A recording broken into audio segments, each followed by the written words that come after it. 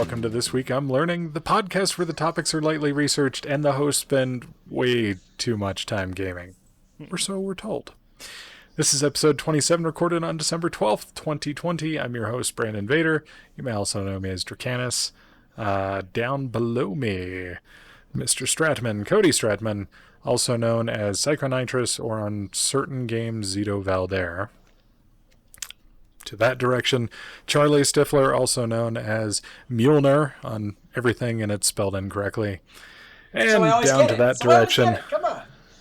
Yeah, true. Down that direction, Colton Roper, also known as Seeker4761. Age before beauty, boys. Age before beauty. That's how old he is? Vampire. Look at those pointy teeth. Damn vampire. So, speaking of gaming, how is everyone's life in the Night City? Because I know that's probably what most of us are playing right now. Not it. Three quarters of us are. Yeah. I don't know why. I really think that he would enjoy him. And I'm really surprised, Mjolnir. You have no interest in this. Step game. in the water. The water's warm. It has nothing to do with. That guy agrees. It has everything to do with finances. It is a week and a half before Christmas. I will not buy a game for myself if it is not under $20. Period. Okay. So, kids come first. I got 3 of them. Yeah. They're expensive. Yes, they are. I only have one, which is why I can afford a $70 game. 70? I think 60. I don't know. Like, where'd you buy it? Maybe it was 50. I don't know. I think the three of us. I think it's cruel that June got 25% off on that game. He did? He got... Yeah. I don't think so. Yeah, but he used his work discount for it. Yeah, and he he has worked to deal for with... Because he worked on Black Friday. So he got 15% on top of his normal employee discount of 10. And that son of a bitch. And think about the annoying people he has to deal with every day. I am okay with him having that discount. I think that he has absolutely earned that with the level of stupidity he has to deal with compared to the rest of us. So, yeah. No. But the game is awesome. I will say that. Yeah. I'm not doing spoilers, but I think the three of us who have it, I think we're all doing our own faction. Different factions. We're doing... Yeah, Brandon's the corporate overlord. Of course. Cody's the wandering fool, and I'm the only one who actually picked a sensible one. So... The druggie? The street urchin? Yeah. Yeah, street smart, baby. Yeah. Okay. Sure. Gotta sling them drugs, huh? And I'm going to pretend I know what any of that means. Okay. I hear there's a streamer who streams it occasionally. There, Mjolnir. You should check him out. Yeah, Seeker or something. Nah, he's really boring. That's okay. You did watch your I would patronage stream, anyways. but yeah, I'm playing this on the Surface Go 2 through Shadow, and that's it's playable. Like I've played 4 hours in it. It's definitely playable, but I'm definitely probably gonna cheat tonight and actually after this play on my magnificent desktop. You know, between that and Star Citizen probably dropping 3.12, as much as that's going. 3.12. 3.12. 3.12. You chose a very poor month to do this trial. Yeah, is it January yet? For the love of God, is it January yet? No. I don't even care about your thing anymore. Is it January yet? Just because it's January won't mean that this will all disappear, unfortunately. Just one gigantic fucking shield. Anyway. So yeah, lots of gaming. What have you been gaming on, Charlie? I have been playing a game called Door Kickers 2, which is a top-down. It kind of has that feel of Rainbow Six, where you're doing that tactical squad management. But instead of having to have everything set up before the match starts, like you can have your initial order set and then modify as it goes. And it's also an RTS view, not in, FPS view. Yeah, a classic Rainbow Six. Oh, I didn't know that's what that was. Yeah, Okay. original Rainbow Six was a top-down. Yeah. And it was on Game Boy. I had it. Wow. Yep. So many things I'm learning this week. And we haven't even started the main show. The other game I've been playing is Star Wars Squadrons, which I just finished the campaign about 2.5 hours ago. And it is fantastic, but I think I share Colton's sentiment that it needed to be more in order to be, up to expectation. Oh, wow. And so it's that short. EA is going to nickel and dime us for expansions, I'm sure. Like, honestly, to me, just a quick mini tiny review, like, that game should have been a part of Battlefront 2, is the way I look at Squadrons. Interesting. It's what the flying version, the flying part of Battlefront 2 should have been. That's just my opinion, because it's a good game, and you don't pay full price for it, which, whatever, but I like it. But as Mjolnir said, as Charlie said, it's just, there's not a lot of content, at least right now. Theoretically, there might be later, but it's EA, so they might shut down the servers tomorrow. We don't know. So it's not like Portal, though. It's like there's not a lot of content, but the content is glorious. There's not a lot of content, and the content is pretty decent. I actually really enjoy the game. I have yet to play it in VR, and it is a VR game in addition to being a standard control game. So I'm going to probably end up taking next weekend, because I start my work week tomorrow, and do it VR, and then I'll have a real... it's a beautiful game as is, but I'll have a real good idea of what it's like in VR next week. So I think it's cool because it seems like it's one of those AAA games that actually is built with VR in mind instead of like patched in, because I'm pretty sure that's why they really built it, is for the VR experience. So really, like that's the ideal way to play it. So yeah, I think maybe next weekend then I'll throw on my VR and we'll do VR multiplayer or something and see how it goes. That'll be kind of cool. Get our different impressions on it. Mm-hmm. If I'm done with Cyberpunk. I've played about 15 hours of it, and an hour and a half of that is multiplayer. So the campaign is really quick. Okay. Yeah. Interesting. Well, cool. Well, it should be an interesting episode aside from the stuff that we also just learned and talked about. But Cody's going to tell us how you could fly up to 15,000 miles less. Just not fly? There could be some benefits to that, too. Pick me. I know. And Colton is going to tell us that we could be king or queen of a country for a weekend.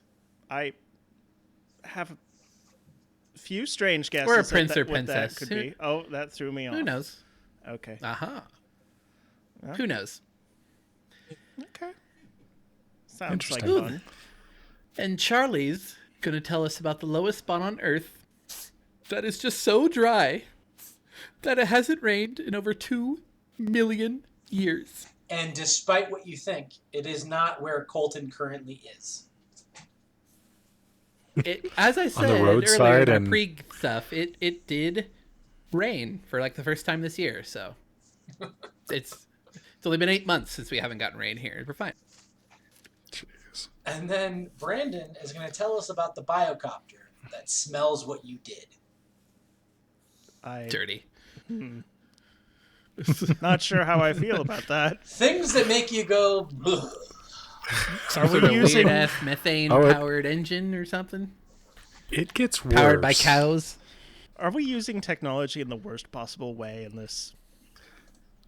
This is the darkest timeline, so I wouldn't be surprised. Yeah, you'll learn more. But Cody, first, tell us about flying 15,000 miles less. All right. So first, I want to hear Mjolnir's guess, since he was ooh. It has to do with Alaska Airlines changing the way that they generate frequent flyer miles and what you have to do in order to get into the Cool Kids Club. I have a feeling I might have told Charlie what this was beforehand and was excited about it. Yeah. Loose lips sink ships. Yep. So that's exactly what it is. Alaska Airlines, they are changing for 2021 their elite status requirements. And we don't really know if this is going to be a permanent change going forward, but this is awesome. Because before, it used to be that if you fly on Alaska, in order to hit their lowest tier of elite, which is MVP, you fly for 20,000 miles, or there's a certain amount of segments, but I normally don't care about that. 30 segments, so 20,000 miles, or 30 segments, or MVP Gold, which is their mid-tier, would be 40,000 miles, or 60 segments, and then for MVP Gold 75K, it would be 75,000 miles, hence the 75, or 90 segments. What is changing? So, is in addition to that, if you fly in Alaska with partners, it bumps it up for MVP to 25 versus 20,000 miles, or 50,000 miles versus 40,000 miles, or 90,000 miles versus 75,000 miles. So if you fly like, for instance, this is what I do, is because I'm flying overseas and I'm not flying on this continent, so I have to fly a partner. I would be flying like Alaska Airlines in Singapore, for instance, which means to get elite status under that scheme, I would have to fly the 25, 50, or 90,000 miles. Well, they're actually getting rid of that. So now, even with partners, you can meet the requirements just flying Alaska. There is a tiny, tiny little itsy-bitsy caveat. This will affect people that were living overseas, because you still have to fly, in order to hit MVP, you have to fly 2 of those segments on Alaska Airlines Metal, or MVP Gold 4 of those segments, or 75K 6 segments. So if you live like in Japan and you're trying to earn elite status on Alaska for some reason, and you fly between Japan and Australia, you won't be able to earn elite status on Alaska, where technically before you would be able to, because you have to have 2 of those segments on Alaska Airlines. But I think for the majority of people, this is going to be a huge benefit, which maybe here's kind of what might be an issue, is when you get a high number of elites, some of the perks are, in a way, they're not worse, but there's more competition for those perks. So, for instance, if I fly between Anchorage and LA, as an MVP Gold, I am pretty likely to get an upgrade.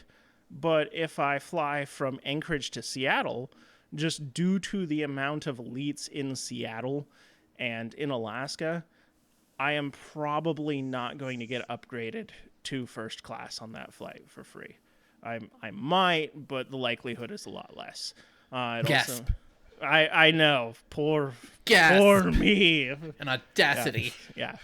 But I still think that this is a great thing. Also, I have an update. Alaska Airlines is joining Oneworld in March 31st. Is it 31 days in March? Yeah, because April is 30. 31. Yeah. So March 31st, January. 2021. February. Yep. Thank you. Yep. Although I just do the knuckles typically rather than the whole finger. Yeah, it works either way. I just pull out my phone. And they've stated that that makes the most sense, but takes the most time too. But they also stated time is money, bro. That MVP is going to be Oneworld Ruby, which is the lowest tier, which makes sense. MVP Gold is going to be Sapphire, which is the mid tier, and then 75K is going to be Emerald, which is the high tier of Oneworld. Matter of fact, that made American Airlines change their 75K tier, because American Airlines actually has more tiers than Alaska Airlines to be able to have One World Emerald, because originally it was going to be, if you fly Alaska Airlines 75,000 miles, you could hit One World Emerald, but if you flew American Airlines 75,000 miles, you would only hit One World Sapphire. So they actually made American Airlines adjust theirs, which makes me kind of happy, because there's a lot of people that have been speculating that Alaska's mileage plan might go revenue-based versus mileage-based, which is what all the other carriers, or at least the main carriers, are: Delta, American, United. In order to hit elite status, you have to spend a certain amount of money, where Alaska, you don't.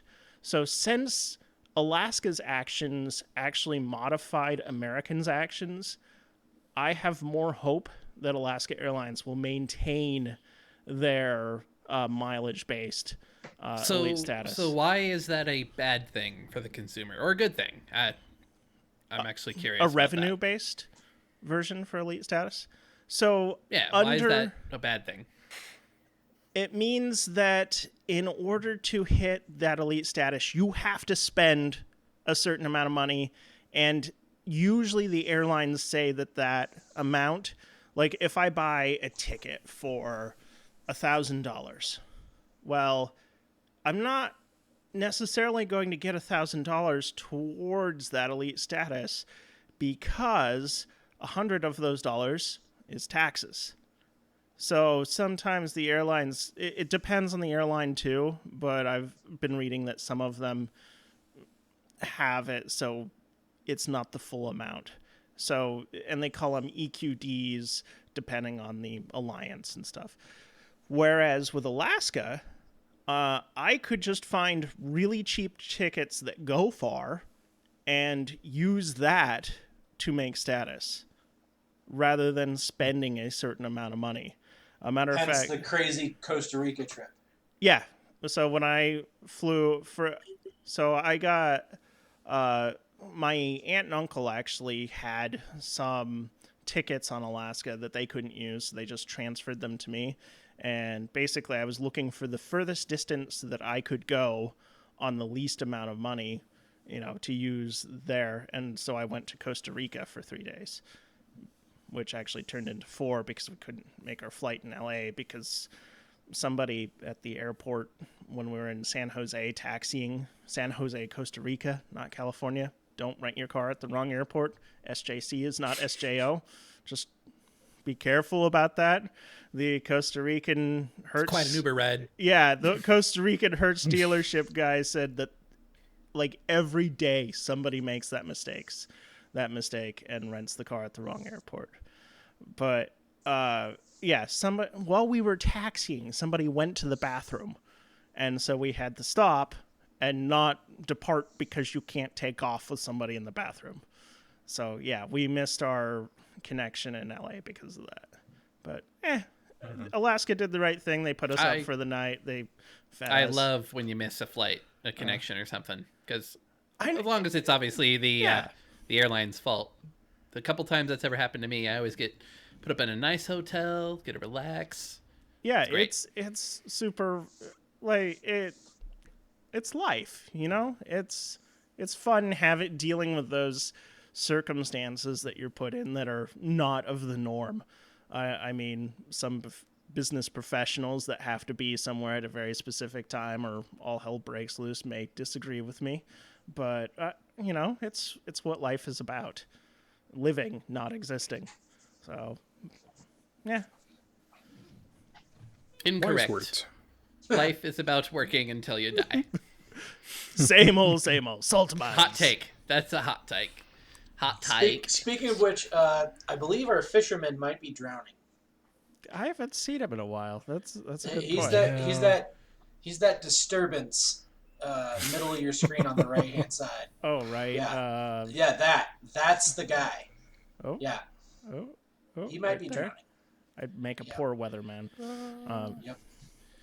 Oh, I love the audio medium of podcasting. Y'all, our listeners can just guess what the hell we're talking about. Make him go to YouTube. Cody's in Alaska talking about a fisherman. In Koh Samui. In Koh Samui. Thailand. If we're not careful, this podcast is going to turn into a snuff video. Still got to do after hours, boys. It's going to happen. We'll just put a block over that. It's all good. That'll be our 29th episode spectacular once we get there. All right, Colton. Tell us about being king or queen or princess or prince of a country for a week, because that sounds interesting. Weekend? It's kind of interesting. Oh, weekend. Yeah, not a whole week. It could be for as long as you want. It was a whole it's all about week. if you're willing to pay for it or not. Oh. So, have you guys heard of Airbnb? Dumb question. Yes. That's the answer. I'm sure you've all heard of it. Didn't even get us a chance to. I just trying to make conversation. So, just for anyone who doesn't know, Airbnb is an online marketplace where people who want to rent out their homes can connect with people who might want to rent their homes. People can rent out their house, their guest house, an extra room. But in 2011, if you were to log on to Airbnb and you had the means to do it, you could actually rent a whole country. I know what country this is. It's barely a country, if you ask me. It's very small. Have you guys ever heard of Liechtenstein? I apologize. Liechtenstein. Yes. Liechtenstein. That is butchering and a half. Yep. It is a country in Europe. As of 2019, has 38,378 lovely residents. It is located between Switzerland and Australia, and it is a mere 61.78 square miles in size. Very, very tiny country. But if you had $70,000, well, technically be $140,000, you could actually rent that whole country for a night. Well, with a minimum of 2 nights. So $70,000 a night, minimum of 2 nights. You can rent out Liechtenstein for your own personal pleasure. So, would you kick everyone out? Like, everybody, I'm sorry, what happens if the people of Liechtenstein don't have passports? Like, how does that work? Do you get to, decide that it's purge night? Like, what? Might get to that in a little bit. But so optional services include, so $70,000 is the base. If you're willing to spend a little more, you can get an individual, coat of arms style logo created from candle wax, a unique fake currency created just for you and your party to use while you're there. You can get fake street signs of whatever you want put up around Liechtenstein. Can you pay in your fake currency for your bill to stay there? I don't know, but possibly. You can Is that like wishing for more wishes? Yeah, possibly. You can get a full-on medieval procession for your group going through the cities or whatever. It's very small country. You could also pay to have cocktails with the actual ruler of Liechtenstein, whose name is Prince Hans Adam II. Sounds like a swell guy. He truly is. What's kind of weird is Liechtenstein is not particularly poor as a country. It's actually got a very high GDP per capita. So it's kind of weird how they just hey, you want to rent us out? We'll do anything for $70,000. You know what I mean? Make you holler, if you will. Hey there, big boy. There's a problem with Liechtenstein, though. That it's surrounded on almost all sides by Germany. So you can't really get froggy as Liechtenstein. They'll just crush you.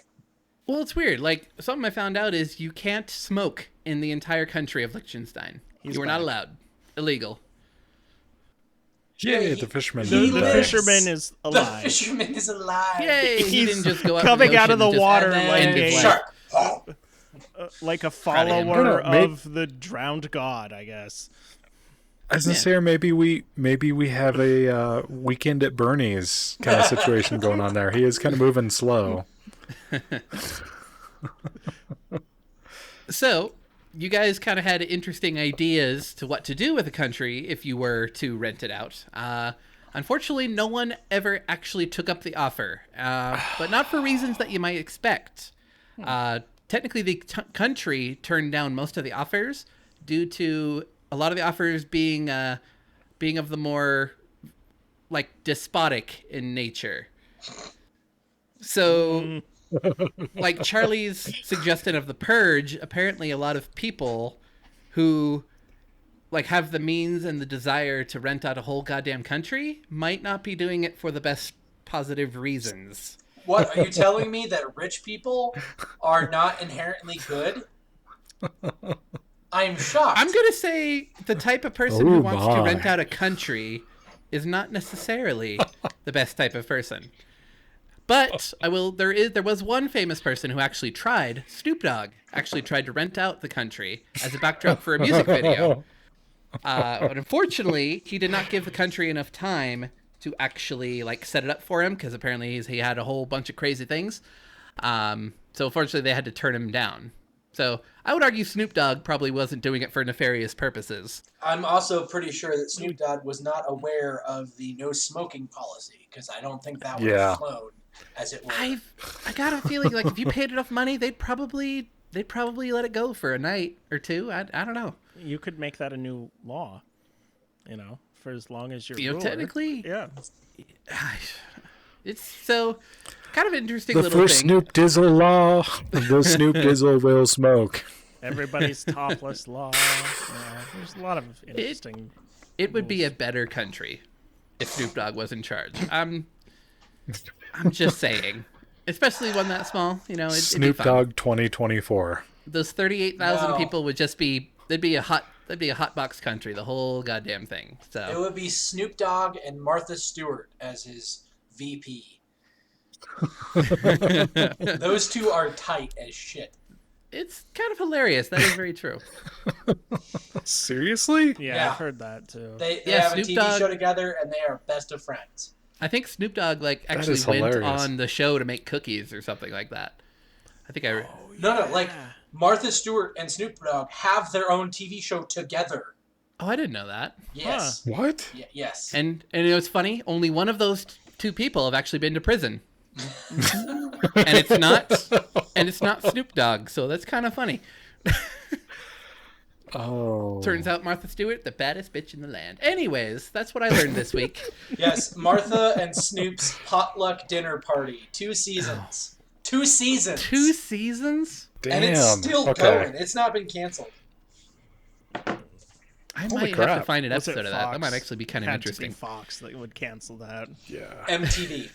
MTV is where they are on. Yep. Oh my gosh. What a world we live in. It was a better world. So, I guess that might kind of, well, it doesn't really lead us into it. It's a terrible segue, but Charlie, what are you talking about? The lowest spot on Earth being dry. I'm not talking about. I'm not talking about any of this. None of that. What is that? It appears to be some sort of desert or arid land, and maybe Kamchatka. Yeah, it looks like the former Soviet Republic. Yeah, because none of the that's the feet of the International Space Station, isn't it? Yeah, okay. I finally see the little logo on there. All right, I'm gonna give you each a guess at what the lowest place on Earth is. The lowest dry place. Dry. So not the Marianas Trench. This isn't some trick question, is it? Is this a physical place on the Earth? It is a physical place on Earth that you can stand. If you were to stand there, you'd be the first person to stand there. Would you instantly die? No. We have the technology to keep you alive. Okay. Fuck, I don't Brandon, even know. Where is the lowest dry spot on Earth? I'm going to guess it's like some inactive volcano caldera. Okay. Cody? So, actually, Antarctica is the driest continent on the planet. But that is correct. So, I'm going to wager a guess that it's someplace on Antarctica, but I don't. Colton? Yeah. I was actually going to say like Antarctica or something like that. So the rained part, my theory is that's the trick part. Yes. Plus it's also so cold that moisture doesn't fall anyways. So it has been, in fact, 2 million years since it rained on Antarctica. Despite that, it currently possesses 80% of the world's fresh water. So, very important store of fresh water on that continent. Because if you don't lose any, then you keep accumulating it. There are several drill sites where they literally took a 2-foot wide heated water drill bit, and it literally is just blasting hot water, and it went down 5,800 feet to about 4,000 feet below sea level, and it is the dry, low spot on Earth. They found a cave that existed beforehand, so it's not like a borehole that they just created. They found an existing cave system, and it is the lowest known spot on Earth. So it is near the Russian settlement on Antarctica called Vostok, so it is known as the Vostok Crater. There is currently, let's see, the deepest lake on Earth. What do you guys think that one is? It's in Africa. Baikal. Nope. Victoria. Immediately next to the Vostok base, there is a 5,800 square mile deep underneath the 4,000 feet underneath the ice sheet. There is a non-man-made lake. So on the bottom of the glacier, they think that this is hundreds of degrees below zero. In fact, the area above it on the surface is an average of a minus 128.2 degrees Fahrenheit on average. So a little bit more than 2.2 miles below the surface of the ice is this 4,000 foot deep, 2,800 square mile lake. Wow. Let's see. It wouldn't be 2020 if I didn't come up with a new and exciting thing that they should. Oh my God! Don't pull this out now. But they actually found a brand new bacterium in that lake that it only shares. This is important. Only shares 86% of its DNA with any other living creature on Earth that they found outside here. So it has had millions of years of evolution without any contact with the outside. Let's release it. I feel like there's a movie that might come to mind. I feel like that's the December event or the January super culmination event. That's our bingo card. I mean, maybe.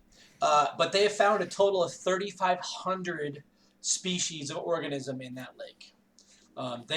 You'd think that lake would be the most inhospitable spot on Earth, but nope, life finds a way, which actually leads to kind of my Interstellar tie-in, that the pressure and circumstance that this lake finds itself in without any photosynthesis actually leads us to believe that there might be life on deep water lakes on Mars or Titan or Europa.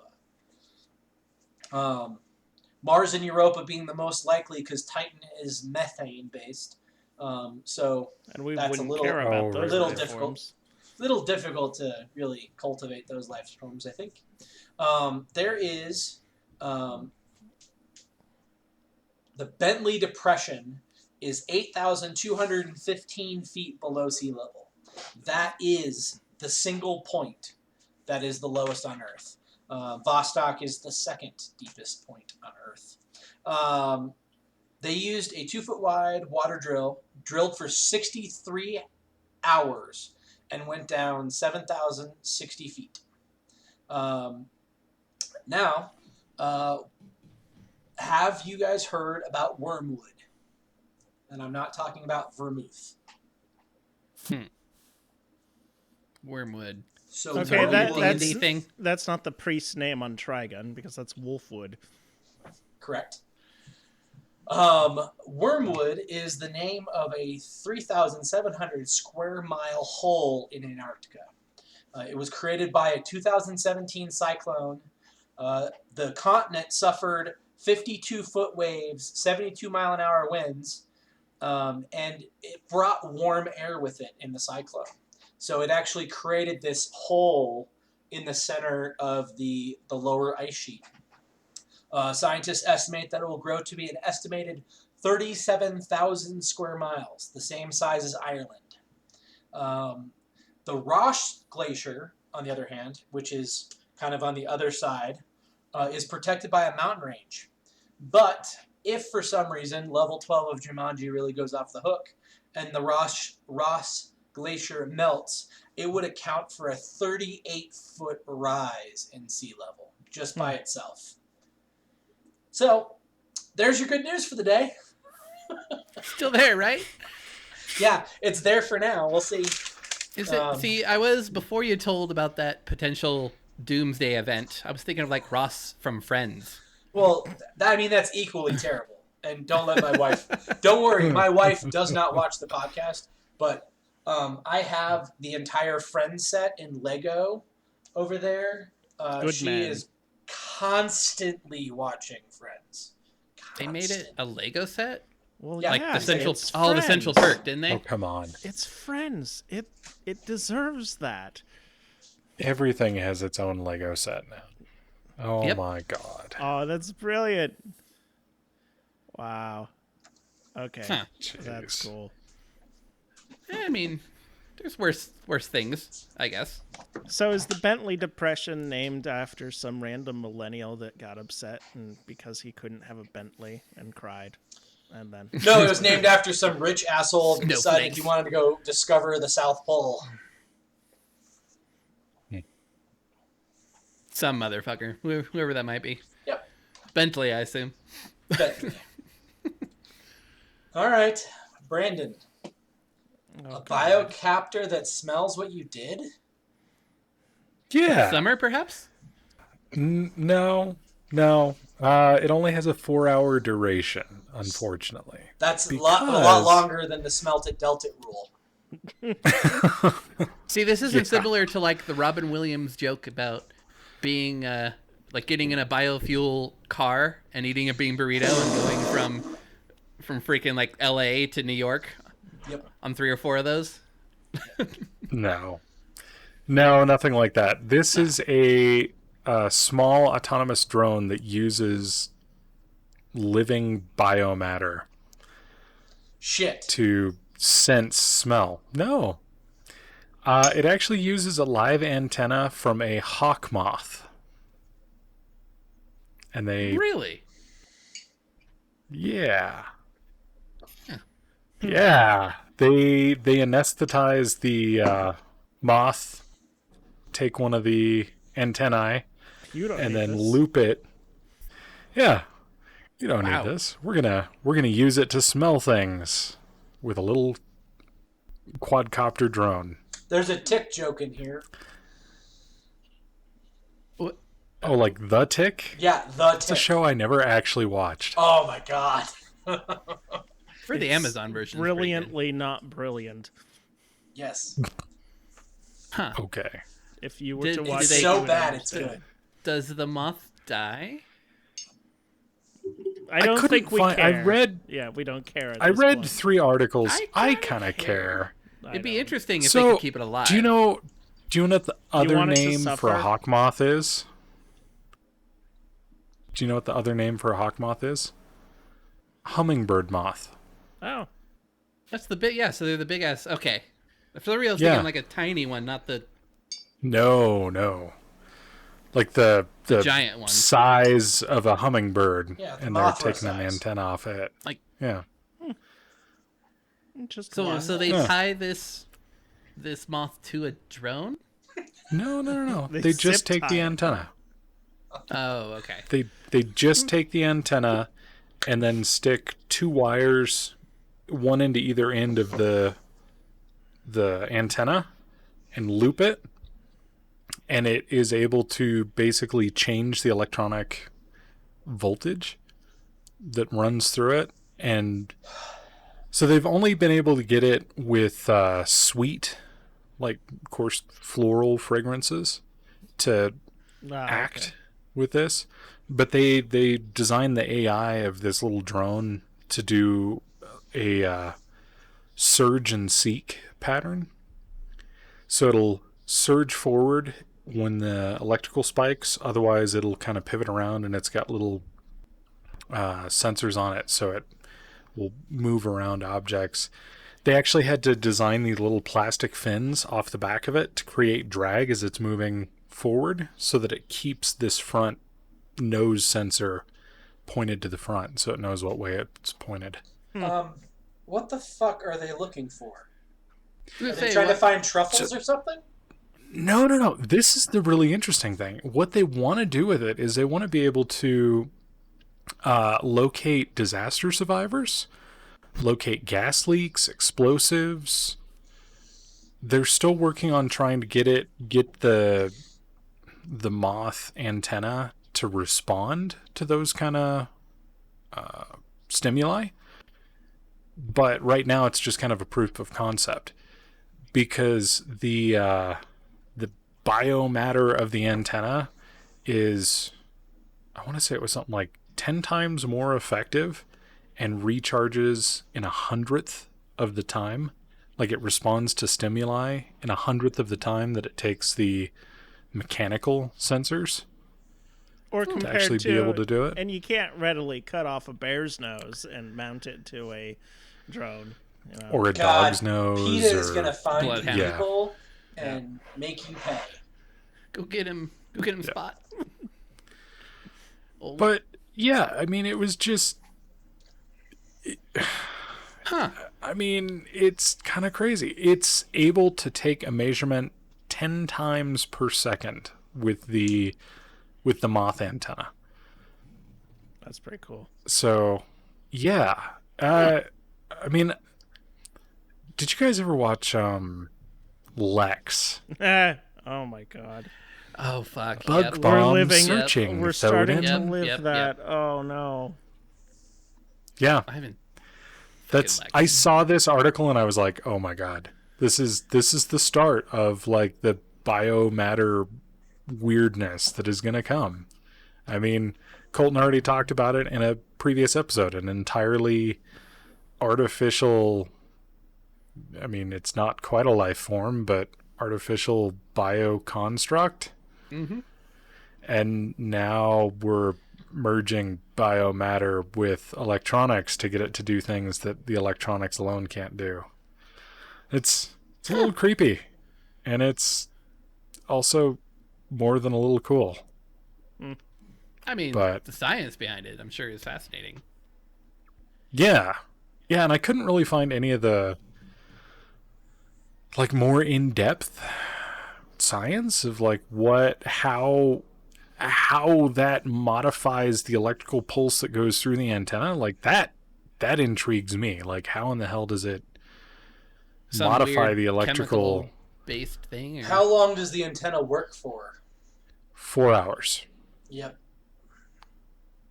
No, that's all you really need it for. Otherwise, yeah, get I mean, another if moth. they can, yeah. But you'd need. Do you need both of the antenna, or can you get like 8 hours per hawk moth? moths in a box, ready to go. You get to the disaster, you cut off an antenna, you put it on, and then you go for 4 hours. Yeah. Well, and they're talking with freezing the antenna, they can like change the duration from, harvest to actual use. I mean, And they think maybe by doing cryostasis on it, they would be able to just harvest a number of them, de-thaw them on site, and then deploy them. So refreeze them? You said de-thaw. Probably not. I mean, once you start...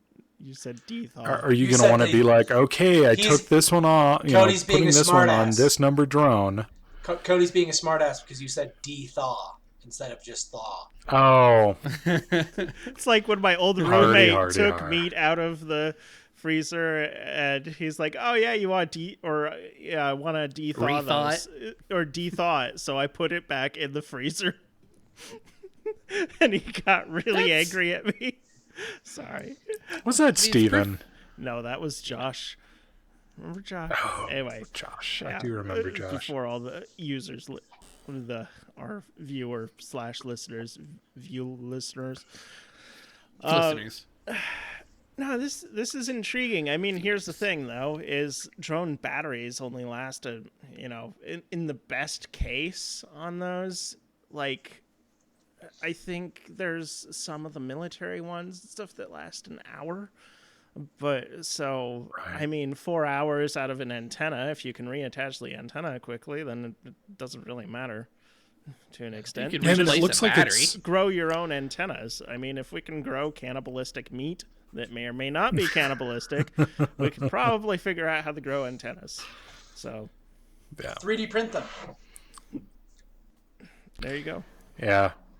Yeah, I don't know. I mean, it looks like the top is almost like a Raspberry Pi hat module. You'd just be able to pull that off, drop on a new drone.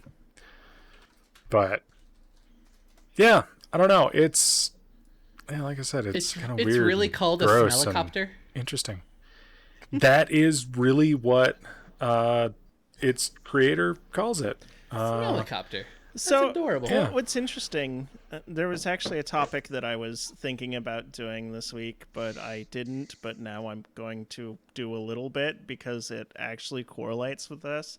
You know those drones from Prometheus that the guy has, and he throws them in the air and they fly through like the alien, what turns out to be ship. And they look cool, and they've got the lasers and stuff, and then they like virtual 3D map the entire complex. Well, because of that movie, somebody actually built those, but not quite those.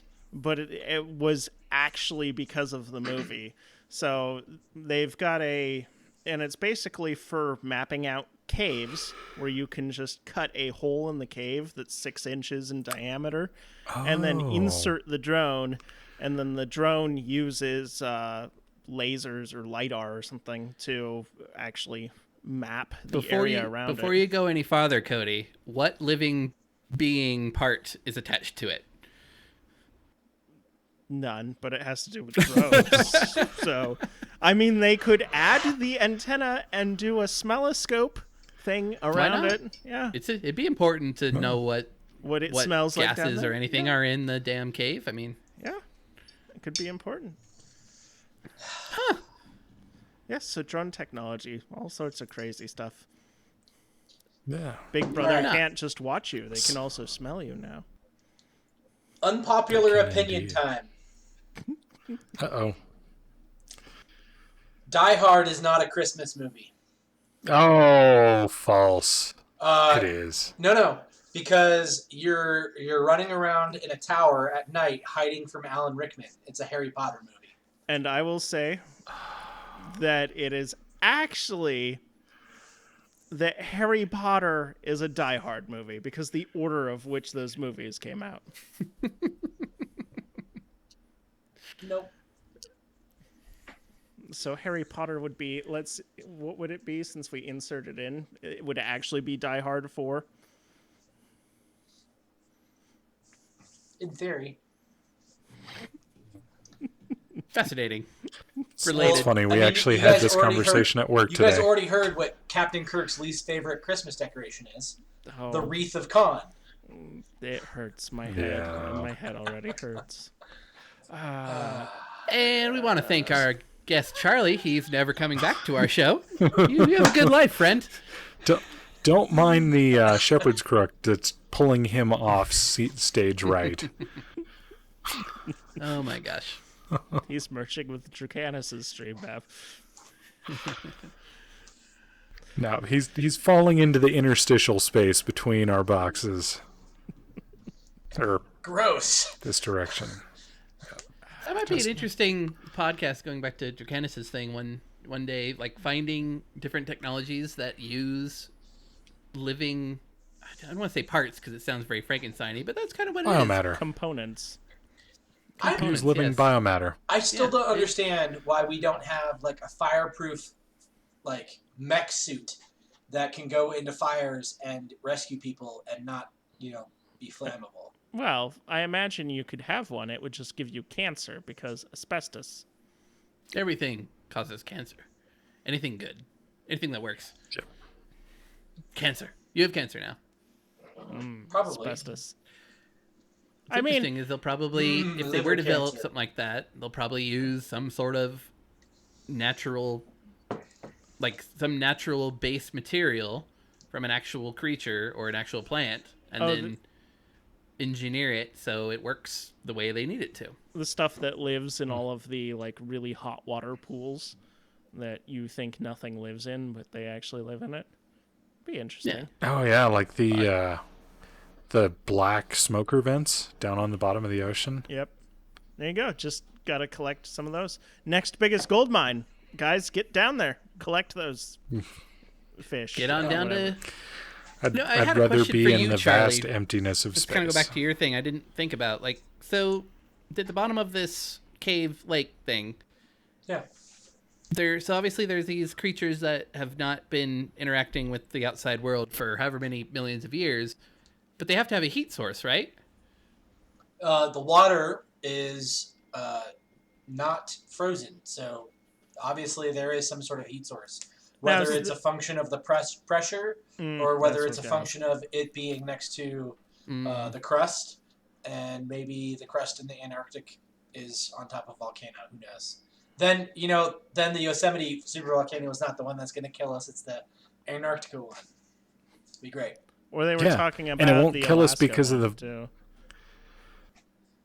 Well, It's just the Antarctica one won't kill us because of, explosion or heat. It'll kill us because of spreading all of those wonderful microbes that we have no antibodies or resistance to. Maybe there's some sort of component of those particular microbes we can use to actually jumpstart like the next technological revolution. We don't know yet. maybe the Unlikely, cure for or cancer kill is us down all there. more Who likely, knows? but it might not. It Yeah. might not. We're going to It try may being not positive for a kill little while. us. It might not. That's I'll be positive going in to January, be thank the, you. the theme of this show. It might It be. might it not might kill us. Yeah, it TWIL. might be okay. It might. We're not not kill us. dead yet. We're not dead yet. Crying helps. Crying helps. Anyway, Bite the Well- pillow. Bite the pillow.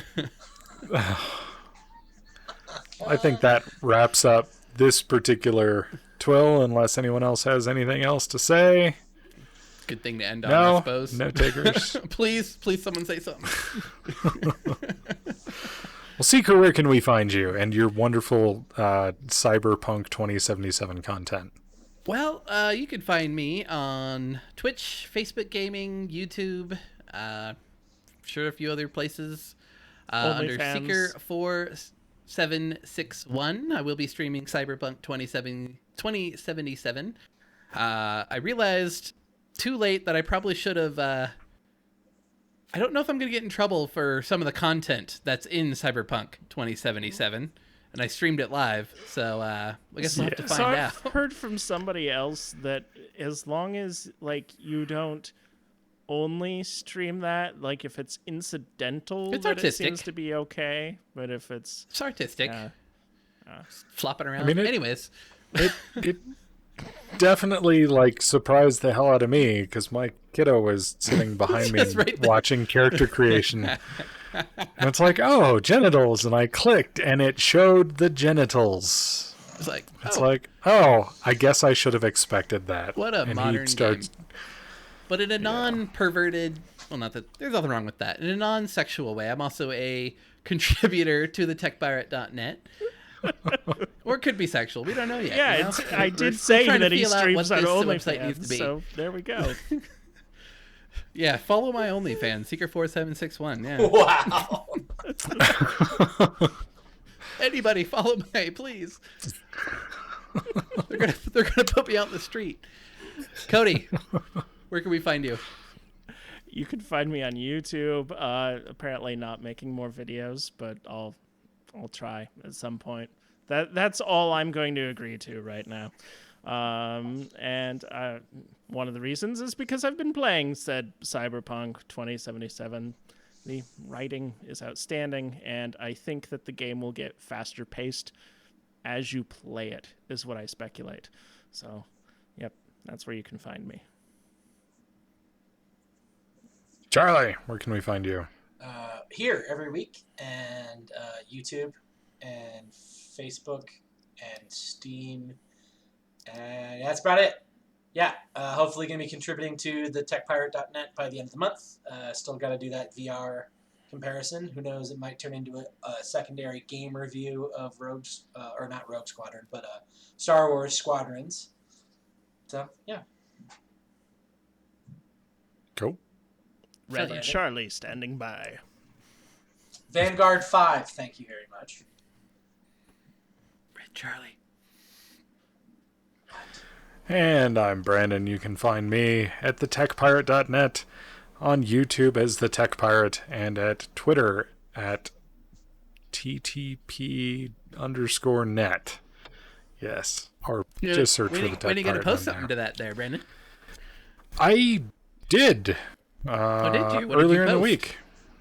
My do? 7-day update with the Surface Go, which I am not recording on because, yeah, we tried that last time and it didn't work. Only one dosage of pain is enough.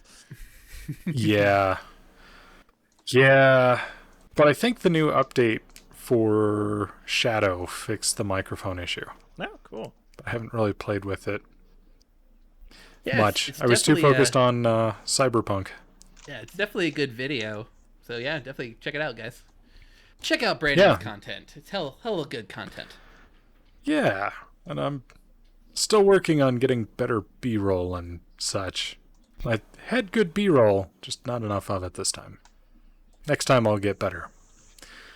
So, yeah. Well, thank you all for joining us on this episode of This Week I'm Learning. You can find us wherever you listen to podcasts, as well as on YouTube at This Week I'm Learning. For you social media peeps out there, you can find us on Twitter at ThisTwil. If you'd like to contact us, you can, of course, send us an email at twil@thetechpirate.net. And we'll see you on the next one. Woot! Later.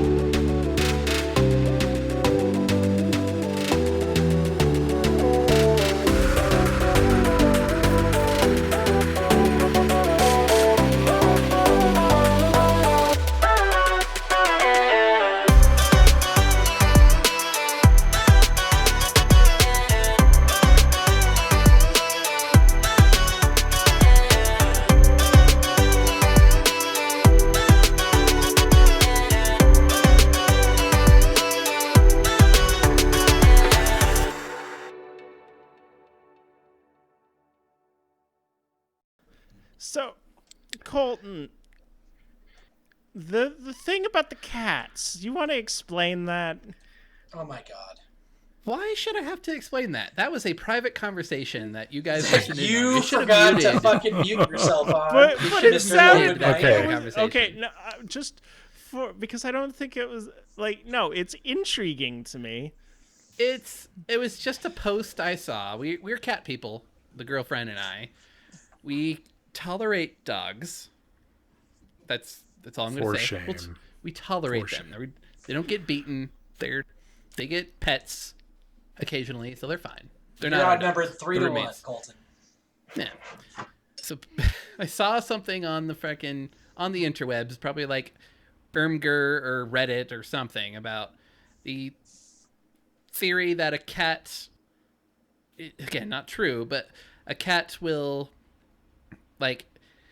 it's like it takes on the stress. You're not it takes supposed on to the have stress one and cat. problems. Yeah.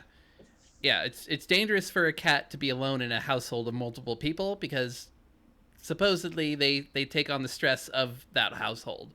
It's why they tend to be slightly overweight and stuff like that. It's, again, pure theory, not true, but it's still an interesting... it's an interesting concept. It's an interesting concept because, and then you get multiple cats, and the idea is they spread out that stress between them.